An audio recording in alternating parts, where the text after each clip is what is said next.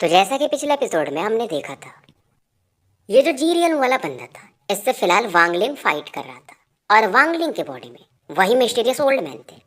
अब आगे तो जब भी ये मिस्टीरियस ओल्ड मैन अटैक करते थे तो ये जो वाइट हेयर्ड मैन था एक स्टैचू सा बना देता था, और उसके बाद जब ये उसमें से बाहर निकलता था तो ये काफ़ी यंग हो जाता था, हर बार पहले से भी ज़्यादा यंगर।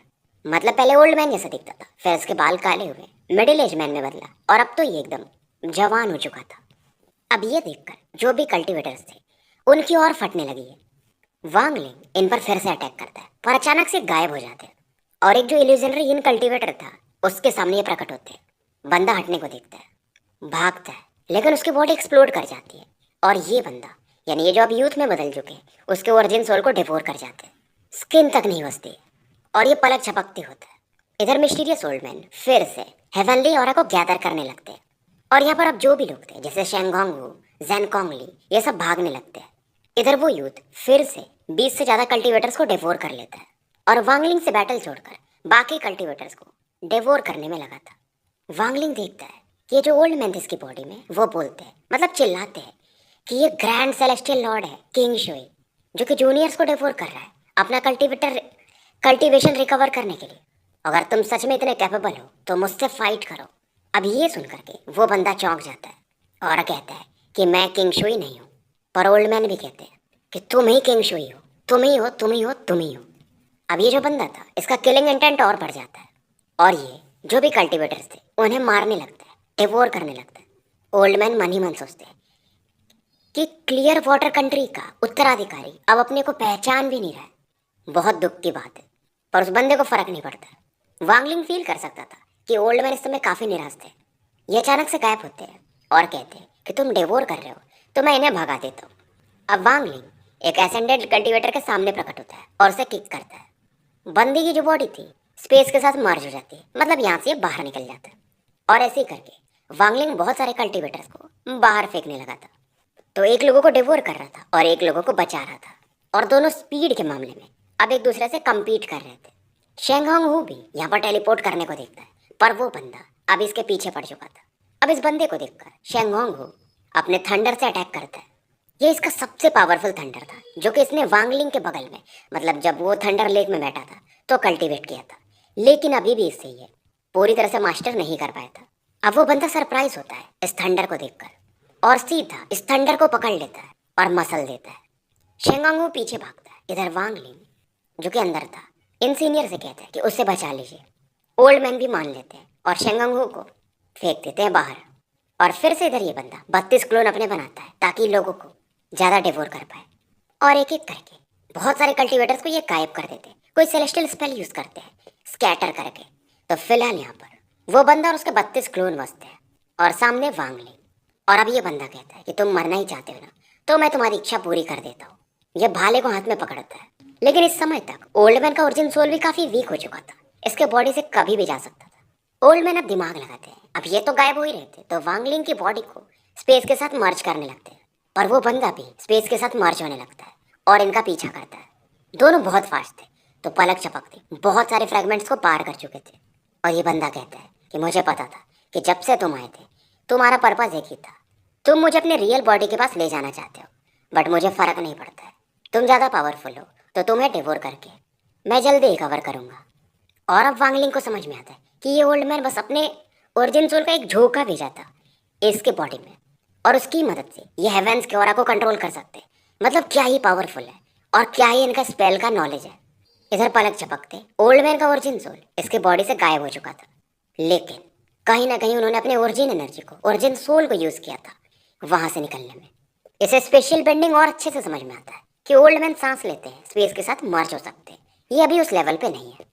और बड़ी बात ये थी, इसे ये फील होता है कि इसका सोल पूरी दुनिया में फैला है, मतलब जिस स्पेस में है एक रेंज तक। लेकिन क्योंकि वो बहुत फास्ट मूव कर रहे थे तो इससे थोड़ा पेन भी होता है। कहीं ना कहीं एक तरह से ओल्ड मैन वांगलिंग की मदद ही कर रहे थे। इसका ओरिजिन सोल वर्ल्ड के साथ जबरदस्ती मर्ज हो रहा था इनके प्रेशर की वजह से। पेनफुल था बट फायदे भी थे। तो वर्ल्ड के साथ इसका जो कनेक्शन था वो पहले से और अच्छा हो जाता है। और अभी अपने कर्मा डोमेन को, डाउ ऑफ कर्मा को टेस्ट करता है। लेकिन एक चीज़ बाकी था, जैसे इसका ओरिजिन सोल डाउ वगैरह तो मर्ज हो जा रहा था, बट इसकी जो बॉडी है वो भी ऐसा गायब हो जानी चाहिए, मतलब स्पेस के साथ ऐसा हो जाना चाहिए, फिर जहां पर ये प्रकट हो तो अपने आप इसकी बॉडी बने। बट वो बहुत आगे की चीज़ है। इसीलिए वांगलिंग के बॉडी से थोड़ा बहुत ब्लड आता है, मतलब पूरी तरह से वर्ल्ड से ये फ्यूज नहीं हो पा रहा था। इधर वांगलिंग एक फ्रैगमेंट पे प्रकट होता है नॉर्दर्न एंड में, और वो बंदा भी ओल्ड मैन की ओर पूरी तरह से जा चुकी थी। वांगलिंग इसके बॉडी पर इसका कंट्रोल आता है और ये तुरंत ही हेवनली चॉप चला के मारता है, क्योंकि आसपास में बहुत सारे क्रैक्स थे, नहीं तो वो इसे डिवोर कर लेते। अब ये जो बंदा था इस जगह को देखता है। ये जगह बेसिकली इंपीरियल कैपिटल था थंडर सेलेस्टियल रियल्म का, और सबसे क्लोज था एंशियंट सेलेस्टियल रियल्म के, जब सेलेस्टियल रियल्म कोलैप्स नहीं हुआ था। अब वो बंदा सोचता है कि ये बंदा करना क्या चाहता है, इसका पावर आराम से सेलेस्टियल लॉर्ड के लेवल का है। तो जैसे वांगलिंग वगैरह नॉर्मल लोग हैं तो इनका कल्टीवेशन एसेंडेंट निर्वाणा स्क्रायर ऐसे गिनते हैं, बट सेलेस्टियल का कल्टीवेशन अलग है, सेलेस्टियल जनरल, सेलेस्टियल लॉर्ड ऐसे करके है, सेलेस्टियल एम्परर। अब उसके ऊपर भी होगा, उसके नीचे भी होगा। अब ये बंदा वांगलिंग पर फिर से एक अटैक करता है और इसे गुस्सा आता है कि अगर वो ओल्ड मैन नहीं आता तो मैं भाग चुका होता, अब तो पक्का मरूंगा। ब्लड बॉडी भी एक्सप्लोड कर चुका है। वांगलिंग पलटता है और अब फिर से वो स्टैम्प निकालता है, और जो रेड लाइट आती है उससे ये स्टैम्प टकराता है। लेकिन इस दौरान जो शॉक वेव था वांगलिंग को पीछे फेंकता है और ये खून की उल्टी करता है। स्टैम्प को फिर से पकड़ता है और कहता है कि मुझे मारना इतना आसान नहीं है। दूसरे हाथ में वो स्क्रीन निकालता है जिसके अंदर माउंटेन और रिवर पेंटिंग था। मानो पूरी दुनिया अब माउंटेन और रिवर पेंटिंग से भर चुकी थी। बंदा और हैरान हो जाता है कि माउंटेन और रिवर पेंटिंग, लेकिन ये तो बस कॉपी है जो कि पूरा नहीं है। ये बंदा इसे ब्रेक कर देता है, मतलब ये जो माउंटेन और रिवर पेंटिंग का वर्ल्ड क्रिएट हो रहा था, और वांगलिंग से कहता है कि बहुत पहले मेरे पास इसके रियल पेंटिंग थी, मतलब 1000 साल के लिए मैंने लिया था, और तुम्हारा पावर लेवल अभी क्या है, अपर सेलेस्टियल लेवल पे हो तुम, आराम से मैं तोड़ सकता हूँ। ये बंदा वांगलिंग का पीछा करने वाला था, पर अभी ये नीचे की तरफ देखता है, क्योंकि नीचे जो फ्रैगमेंट्स थे वो हिलने लगे थे, और वो फ्रैगमेंट हवा में उड़ने लगता है। ये खुद भी हवा में चला जाता है। इधर वांगलिंग पीछे भागता है, देखता भी नहीं है, ये फिर से वर्ल्ड के साथ मर्ज होने को देखता है। और यहाँ पर एक थंडर बीस्ट दिखता है जो कि दहाड़ मार रहा था, और एक नहीं थे, बहुत सारे थंडर बीस्ट थे। सेलेस्टियल रियल में, मतलब ये जो थंडर सेलेस्टियल रियल में टोटल 49 फ्रेगमेंट है, और लगभग 20 के आसपास इस समय हिल रहे थे, हवा में थे, और एक फॉर्मेशन बनाने लगते हैं जिसके बीच में वांगलिंग और ये बंदा था। और ये फ्रेगमेंट्स अब रोटेट करने लगते हैं, क्योंकि वैसे भी ये चेन से बंधे ही रहते। अब इन फ्रेगमेंट्स पर जो भी माउंटेन्स थे वो कोलैप्स करने लगते हैं, और एक वॉर्टेक्स बनता है। थंडर सेलेस्टियल एयर में जो भी लोग थे वो डरने लगते हैं। वो बंदा भी चौंक जाता है कि यार ये बंदा जिसने मुझे यहाँ पर लेकर आया उसने अच्छा खासा गेम प्लान किया है। ये बंदा थंडर सेलेस्टियल रियल्म के फ्रैगमेंट्स को यूज कर रहा है एक फॉर्मेशन बनाने के लिए। क्या ये बंदा थंडर सेलेस्टियल रियल्म को एक मैजिकल ट्रेजर में रिफाइन करना चाहता है? और इसे भी लगता है यार ये तो पागल है। वांगलिंग भी इधर चौंका हुआ था, और इस समय एक हंसी सुनने को मिलती है, और वही मिस्टीरियस ओल्ड मैन फिर से प्रकट होते हैं और कहते हैं कि थंडर सेलेस्टियल रियल्म में मैं 100 से ज़्यादा बार एंटर कर चुका हूँ, और ये प्लान मैंने 10,000 सालों में बनाया है। और किसकी इतनी मजाल हो सकती है कि जो सेलेस्टियल लॉर्ड किंग शुई के सामने ऐसा प्लान कर पाए मेरे सिवा। मैं थंडर सेलेस्टियल रियल्म मतलब आधा यूज करूंगा ट्रेजर बनाने के लिए, और उसके बाद ऑल 11 स्टार सिस्टम में भी कोई मेरा कुछ नहीं कर सकता। और इसकी मदद से मैं एक स्पेशल बैरियर खोलूंगा, और मैं ऑल हेवन स्टार सिस्टम को जो ऑल हेवन स्टोन चाहिए अलायंस स्टार सिस्टम में जाने के लिए, उसकी भी जरूरत नहीं पड़ेगी। और ये बोलते हैं कि मास्टर जोंगशिन तुमने मुझे मजबूर किया था अलायंस स्टार सिस्टम छोड़ने पे, और अब मैं तुम्हारे कल्टीवेशन अलायंस को बर्बाद कर दूंगा। तो देखो नॉर्मली कैसा रहता है, अगर आप एक स्टार सिस्टम से दूसरे स्टार सिस्टम में जा रहे हो तो स्टोन लगता है अलग टाइप का, सबको यही पता है। बट वांगलिंग मात्र एक नया रास्ता ढूंढ चुका था। खैर आगे बढ़ते हैं। तो इन ओल्ड मैन का नाम था मास्टर फ्लेम स्पार्क, और ये काफ़ी खुश थे कि आज तो मैं इस फॉर्मेशन को पूरा करके रहूंगा। ये हैंड साइन मूव करते हैं, और इधर वो एवल यूथ इनसे कहता है कि तुम सेलेस्टियल रियल्म को मैजिकल ट्रेजर में रिफाइन करना चाहते हो, बहुत सही, लेकिन इसके पास ट्रेजर सोल नहीं होगा तो इसका क्या फ़ायदा। मास्टर फ्लेम स्पार्क हंसते हैं कि तुम्हें किसने कहा कि इसका कोई ट्रेजर सोल नहीं होगा। ये तुरंत ही बोलते हैं ट्रेजर सोल अपीयर। अब इनकी बॉडी से एक ग्रे लाइट बाहर निकलता है, हाथ में एक हथेली भर का एंशियंट मिरर आता है, और धीरे धीरे बड़ा होने लगता है, और इसके अंदर से एक ओरिजिन सोल बाहर निकलता है। वांगलिंग देखता है ये तो इल्यूजनरी सोल है, इल्यूजनरी इन कल्टिवेटर का ओरिजिन सोल। बंदा देखता है और कहता है रैंक 4 का अपर सेलेस्टियल। और फिलहाल ये एवल्यूट देखना चाहता था कि मास्टर फ्लेम स्पार्क का प्लान क्या है। और इसके हिसाब से ये भी जो फ्लेम स्पार्क की बॉडी दिख रही है ये उनका अवतार है, ओरिजिनल बॉडी नहीं है। फ्लेम स्पार्क इधर बोलते हैं कि 49 सोल जाओ। अब इस बंदे का ओरिजिन सोल जाकर के 49वें फ्रैगमेंट से मर्ज हो जाता है और धीरे धीरे करके ये ऐसा ही करते, एक एक इल्यूजनर यिन कल्टीवेटर का सोल भेजते रहते। तो टोटल 28 फ्रैगमेंट में ये 28 सोल भेज चुके थे।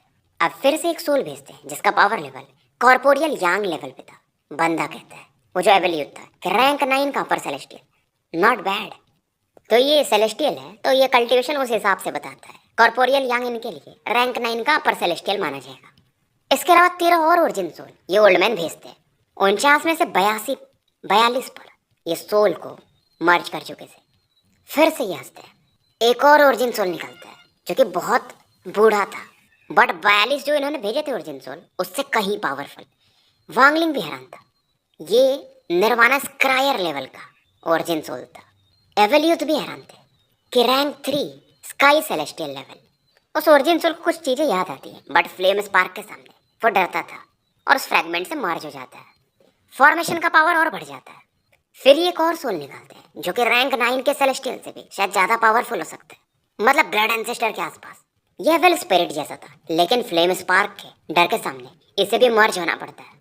एक और सोल प्रकट होता है, मतलब ऐसे करके ये रैंक 2 का सेलेस्टियल किंग लेवल का था एवल्यूट, और हैरान होता है ये बेसिकली ओल्ड मैन था। तो फ्लेम स्पार्क की तरफ देखता है और कहता है अपनी प्रॉमिस याद रखना। ये भी एक फ्रैगमेंट के साथ जाके मर्ज हो जाता है। एक और ओरिजिन सोल आता है, ये ब्लड एंसेस्टर का था। वांगलिंग देखता है लेकिन इसके अंदर कोई स्पिरिट नहीं था।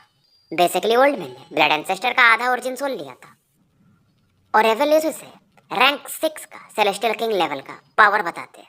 लेकिन इस दौरान जो एंशिएंट मिरर था उसमें क्रैक्स आ रहे थे, इसके अंदर शायद इन्होंने सोल को रखा था।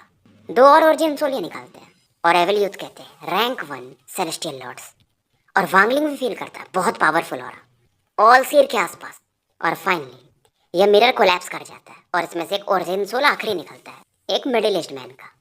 ये नॉर्मल दिखते हैं लेकिन एक किलिंग इंटेंट बहुत पावरफुल था इनके अंदर। और वांगलिंग इस दौरान इनके बस ऑरा से ही खून की उल्टी करने लगता है, पीछे हटता है। एवल्यूट इन्हें पहचान जाता है कि रेन सेलेस्टियल रियल्म के रैंक 6 के सेलेस्टियल लॉर्ड, जिन्हें के द स्लॉटर सेलेस्टियल लॉर्ड भी कहा जाता था। अब ये middle age man master flame spark की तरफ देखता है और मास्टर फ्लेम स्पार्क इससे कहते हैं कि फर्स्ट सोल वाले पोजीशन पे जाओ, यानी फर्स्ट फ्रैगमेंट में। फ्लेम स्पार्क अब काफ़ी एक्साइटेड थे और बोलते हैं सेलेस्टियल फॉर्मेशन गैदर। तो अब 49 फ्रैगमेंट में 49 सोल थे और हर एक फ्रैगमेंट से डिवाइन सेंस बाहर निकलता है जो कि मास्टर फ्लेम स्पार्क की बॉडी में एंटर करता है। बेसिकली ये इन्हीं का ओरिजिन सोल का थोड़ा सा हिस्सा था हर एक फ्रैगमेंट में जो वापस आता है। अब इनकी ओरिजिनल बॉडी भी प्रकट होती है। एवल्यूट देखता है और कहता है बहुत इंटरेस्टिंग, लेकिन इसमें फियर्सनेस नहीं है, इसलिए तो मुझे यहाँ पर लेकर आया। फ्लेम स्पार्क इस बंदे की तरफ देखते हैं और कहते हैं कि सेलेस्टियल लॉर्ड किंग शुई, मुझे आपका जी रियल्म चाहिए। ये बंदा फिर से कहता है कि मैं किंग शुई नहीं हूँ। अब ओल्ड मैन कहते हैं कि यार मुझे यहाँ के पूरे सीक्रेट्स पता है। यहाँ पर किंग शुई रहते थे जो कि बहुत पावरफुल थे और उनके पास लेजेंडरी जी रियल्म भी था और वो क्लियर वाटर के अगले उत्तराधिकारी थे। जब वो सेलेस्टियल रियल्म में आए तो उनकी एंट्री हुई थंडर सेलेस्टियल रियल्म में और यहाँ पर वो सेलेस्टियल लॉर्ड बन गए। और जब सेलेस्टियल रियल्म कोलैप्स हो रहा था तो उनके अंदर चेंजेस आए। पहले से वो बदल चुके थे, सबको मारने लगे थे और अपने जी रियल्म के कारण बहुत लोगों को उन्होंने मारा था। लेकिन आखिरी में जो सेलेस्टियल एम्परर थे बाईफान, उन्होंने किंग शुई को कंट्रोल किया। वो मार नहीं सकते थे क्योंकि वो उनका डिसाइपल था। पर इस दौरान किंग शुई को भी याद आती हैं चीज़ें, मतलब उस समय जब स्लॉटर करने के बाद ये होश में आते हैं तो इन्हें भी बहुत पछतावा होता है क्योंकि अपने दोस्तों, रिश्तेदारों, अपने डिसेंडेंट को मार चुके थे, इवन अपने डाउ पार्टनर को भी जो कि उनके साथ 10,000 साल से थी। तो उन्हें पश्चाताप होता है। अब इस चीज़ को देखते हुए आप फिर से आउट ऑफ कंट्रोल जा रहे थे तो सेलेस्टियल एम्परर बाईफान ने आपकी बॉडी को 9 भागों में बांट दिया था और सील कर दिया था। साथ में हीलिंग फॉर्मेशन लगाया था ताकि आप रिकवर कर पाए, क्योंकि उनका एक ही डिसाइपल था किंग शुई जो कि अगला सेलेस्टियल एम्परर भी बन सकता था थंडर सेलेस्टियल रियल्म का। अब इसके बाद मास्टर फ्लेम स्पार्क एक जेड निकालते हैं जो कि बहुत पुराना था और ये किंग शुई को दिखाते हैं कि ये सेलेस्टियल एम्परर बाईफान ने अपने डिसाइपल के लिए छोड़ा था। शायद तुम इसे देखो तो तुम्हें याद है। अब यूथ इस सेलेस्टियल जेड को पकड़ता है और कंफ्यूज हो जाता है। ये सेलेस्टियल जेड को क्रश करता है और ऐसे निकल जाता है। फिर गुस्से में फ्लेम स्पार्क की तरफ देखता है। फ्लेम स्पार्क को लगता है कुछ तो गड़बड़ है। ये तुरंत ही चौकन्ने हो जाते हैं और किंग शुई इन पर थंडर पावर से अटैक करता है, जिसमें स्पेस का ऑरा भी यानी विंड पावर मिक्स था। अब फ्लेम स्पार्क इन 49 फ्रैगमेंट को यूज करते हैं, रोटेट करते हैं, एक सक्शन फोर्स बनाते हैं, जिसमें जो भी वो कोल्ड विंड का पावर था या लाइटनिंग का उसे डिवोर कर जाते हैं। अब फ्लेम स्पार्क बोलते हैं कि किंग शुई, मैंने तुम्हें सेलेस्टियल जेड इसलिए दिखाया कि तुम्हें पुरानी चीजें याद आ सके। मेरा कोई बुरा इरादा नहीं है। इधर वांगलिंग थोड़ा दूर भाग चुका था। किंग शुई गुस्से में थे कि मैं तो तुम्हें मार के रहूंगा। अचानक से ये फ्लेम स्पार्क के सामने प्रकट होता है और एक क्लॉ अटैक मारता है। अब फ्लेम स्पार्क इन फ्रैगमेंट्स को पीछे कर देते हैं ताकि ये डिस्ट्रॉय ना हो और अपना एक पाम अटैक करते हैं। जब दोनों टकराते हैं, किंग शुई पावरफुल था लेकिन उसे पीछे हटना पड़ता है। उसे और गुस्सा आता है और किंग शुई अब पहले से थोड़ा अलग होने लगा था। फ्लेम स्पार्क समझते हैं किंग शुई एक अलग स्टेट में जा रहा था। अब फ्लेम स्पार्क दोनों हाथ से सील बनाते हैं। अब जो फ्रैगमेंट्स है उसमें से गोल्डन लाइट निकलती है जो कि एक फॉर्मेशन बनाती है, सेलेस्टियल फॉर्मेशन लॉ ट्रांसफर, जो कि किंग शुई को घेर लेती है। फॉर्मेशन रोटेट कर रहा था और उसमें से सिंग जैसा निकलता है जो कि किंग शुई को मारने को देखता है। वांगलिंग जो कि काफी दूर था पर इस ऑरा को फील कर सकता था। किंग शुई का गुस्सा और बढ़ जाता है और कहता है कि मैं उन चीजों को भूल चुका था पर तुमने मुझे फिर से याद दिला दिया। इनकी आंखों में एक उदासीपन था जो कि 10,000 सालों में भी खत्म नहीं हुआ था। और अब किंग शुई बोलते हैं कॉल द विंड। वांगलिंग देखता है और ये तो वही अटैक है जो कि अब टोर्नेडो में बदलने लगा था और फॉर्मेशन तबाह हो जाता है। कोल्ड विंड अब फ्लेम स्पार्क की तरफ बढ़ता है। फ्लेम स्पार्क को भी पीछे हटना पड़ता है। ये फिर से फॉर्मेशन को यूज करते हैं, असेंबल ओरिजिन। 49 फ्रैगमेंट से 49 लाइट निकलती है और उस ठंडे हवा की झोंका की तरफ बढ़ती है। वांगलिंग भाग रहा था, इसके हर एक छिद्र से ब्लड बाहर आ रहा था और इसे अब समझ में आता तो ये है पावर कॉल द विंड का। एक्सप्लोजन की वजह से फ्लेम स्पार्क को पीछे हटना पड़ता है। चेहरा इनका उतर चुका था और इन्हें यह समझ में आता है कि किंग शुई की स्पेल्स बहुत पावरफुल है। वांगलिंग ने यह स्पेल यूज किया था, फ्लेम स्पार्क ने देखा था पर उन्हें तब नहीं समझ में आया था। अब ये बोलते हैं कि तुम्हें पता है जब सेलेस्टियल रियल्म कोलैप्स हुआ था तो सेलेस्टियल एम्परर बाइफान उनके गंदे मृत्यु हुए थे और तुम उनका डिसाइपल हो, क्या तुम उनका बदला नहीं लेना चाहोगे? ये जानते थे कि किंग शुई से बैटल करके मतलब नहीं है। इधर किंग शुई आगे बढ़ते हैं, चेस्ट को टच करते हैं और एक सील प्रकट होता है और ये बोलते हैं समन द रेन। इस समय स्पेस में बारिश होने लगती है जो कि मानो ब्लड के समान हो। उसके बाद ये रुकते नहीं, एक दूसरा सील बनाते हैं और बोलते हैं summon the rain, ice seal. अब वो जो पानी की बूंदें थी वो आइस क्रिस्टल्स में बदलने लगती है और फ्लेम स्पार्क को चारों तरफ से घेर लेती है। फ्लेम स्पार्क बोलते हैं क्या आपको डाउट नहीं है कि जो उस समय हुआ था आप अपना दिमाग खो बैठे थे और बहुत सारे लोगों को मारे थे, उसके पीछे कुछ कारण हो सकता है। इधर फ्लेम स्पार्क इनके आसपास जो 49 फ्रैगमेंट्स थे वो रोटेट करते हैं और एक वॉर्टेक्स बनता है। ये बोलते हैं कि जब आप पागल टाइप हुए थे उसी समय सेलेस्टियल रियल्म कोलैप्स हो रहा था। तीनों बाकी भी जो रियल्म्स थे वो उसी समय कोलैप्स हुए थे, यानी कि rain celestial realm, lightning realm, wind realm. मैं आपकी मदद कर सकता हूँ। और फ्लेम स्पार्क को अब गुस्सा आता है कि मैं तुमसे डरता नहीं हूँ, मैं बस तुमसे फाइट नहीं करना चाहता हूँ। और तुम सील इसलिए तोड़ पाए क्योंकि मैंने तुम्हारी मदद की थी, नहीं तो तुम सफल हो पाते। मुझे मजबूर मत करो किंग शुई फाइट करने के लिए। किंग शुई अपने किलिंग इंटेंट को शांत करते हैं और फ्लेम स्पार्क की तरफ देखते हैं और कहते हैं मुझे एक कारण बताओ कि मैं तुम्हें अपना जी रियल्म क्यों दूं। अब फ्लेम स्पार्क बोलते हैं कि सेलेस्टियल लॉर्ड, अगर आप अपने कल्टीवेशन को पहले जैसा करना चाहते हो तो आपको अच्छी खासी ओरिजिन एनर्जी चाहिए। ऑल 11 स्टार सिस्टम में आप कितने कल्टीवेटर्स को डिवोर करोगे? मेरे साथ आप अलायंस स्टार सिस्टम में चलो जहाँ पर बहुत पावरफुल लोग हैं, तो आप जल्दी रिकवर करोगे। किंग शुई कहते हैं ये काफ़ी नहीं है। अब फ्लेम स्पार्क बोलते हैं जब आप सील हो गए थे उसके बाद सेलेस्टियल रियल्म पूरी तरह से कोलैप्स कर गया था। क्या आप जानना नहीं चाहोगे कि ऐसा क्यों हुआ था? कल्टीवेशन अलायंस के पास एक सेलेस्टियल है, शायद उसे पता है। किंग शुई फिर से कहते हैं ये भी काफ़ी नहीं है। अब ये बोलते हैं कि जब मैं यंग था तो कल्टीवेशन अलायंस में मैं एल्डर था। कल्टीवेशन अलायंस में एक स्क्रॉल है जो कि आसमान से गिरा था जब सेलेस्टियल रियल्म कोलैप्स हुआ था। तो उसमें एंशिएंट सेलेस्टियल रियल्म का थोड़ा सा एनर्जी है और जब तक मैं वहाँ पर था उसे कोई खोल नहीं पाया था। और कहा ऐसा जाता है कि उसमें सही कारण है कि सेलेस्टियल रियल्म तबाह क्यों हुआ था, जिसकी वजह से आप में भी चेंज आए होंगे। ये कोइंसिडेंस नहीं हो सकता क्योंकि आपने जब स्लॉटर किया था यानी लोगों को मारा था उसके 100 साल से कम में ही सेलेस्टियल रियल्म खत्म हो गया था। अगर आप कहते हो कि कोई कनेक्शन नहीं है, लेकिन मैं तो नहीं मान सकता। किंग शुई और मैं और तुम कोई दुश्मन तो नहीं है, और अगर तुम्हें बैटल करना है तो मैं इस फ्रैगमेंट्स का फुल पावर यूज करूंगा। और अभी अपनी ऑरा रिलीज करते, पर किंग शुई को फर्क नहीं पड़ता, ये कोल्ड लुक देते फ्लेम स्पार्क, इनका भी दिल दहल जाता है। अब किंग्सवे थोड़ा सोचते हैं और कहते हैं अगर तुम झूठ बोल रहे होगे तो मैं जी रियल्म को डेटोनेट कर दूंगा, यानी एक्सप्लोड।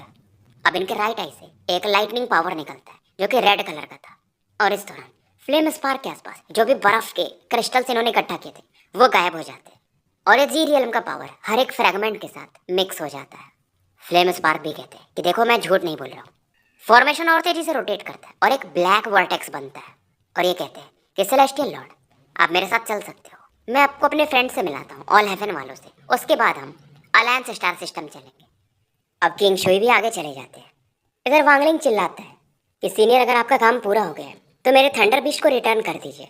फ्लेम स्पार्क इसकी तरफ देखकर स्माइल करते हैं कि मुझे अभी भी तुम्हारे थंडर बिस्ट का थोड़ा काम है, जब मैं अलायंस स्टार सिस्टम में एंटर कर जाऊंगा तो तुम्हें ये वापस कर दूंगा। वैसे भी तुम्हारा मेरे साथ एक कनेक्शन है, फेटेड हो तुम, और अगर तुम थंडर सेलेस्टियल लेन से बाहर निकल पाए अपने दम पे, थंडर सेलेस्टियल टेम्पल तक पहुंच पाए 1 साल में मेरे टोकन के साथ, तो मैं तुम्हें एक और मौका दूंगा, मैं तुम्हें अलायंस स्टार सिस्टम लेके चलूंगा।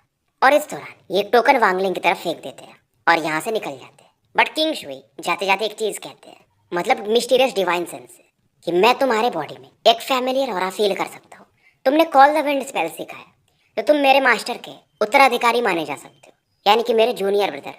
तो इसे अच्छे से सीखो, ये मास्टर के जो 6 ग्रेट स्पेल्स हैं उनमें से एक है, वेस्ट मत करना।